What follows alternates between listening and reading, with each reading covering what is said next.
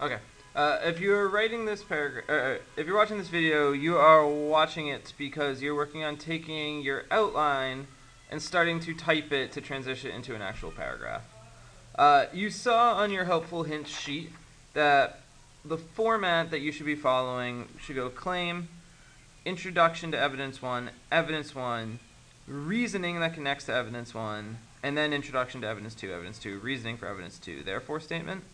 And I just want to talk to you about, if you're looking at this outline right now, what that means in terms of like what you see visually. But that would mean if you're starting out your claim, this becomes step 1, all right? But then if this is evidence for step 1, your next step becomes introduce this evidence right here. Then you're going to type this actual quote right here, all right? So I think my hand is blocking it, so I'm going to repeat it. Start off by writing your claim. Then what you don't have on this outline, but what you need, is the introduction to your evidence. And there's notes at that on the helpful hints for you to follow along with. And then you need your actual evidence.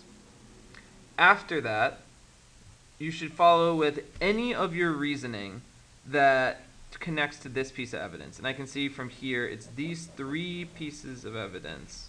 All of these are connecting to evidence 1 because they're all talking about part-time Indian. You are going to type this next as number 4.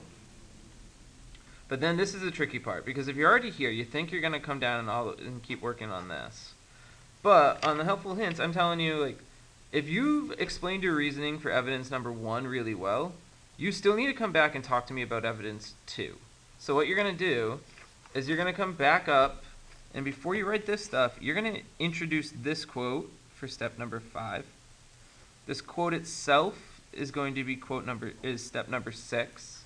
And then finally, these last few pieces, because all of this reasoning is connected to this quote, becomes number 7, and this last statement, the therefore statement, is number 8. Okay? Alright, the reason you do this, though, is that evidence is the thing that helps you to prove or disprove your claim. But if you're going to present evidence, you need to make sure you immediately explain that to your reader so your reader can understand what you're trying to say with this evidence.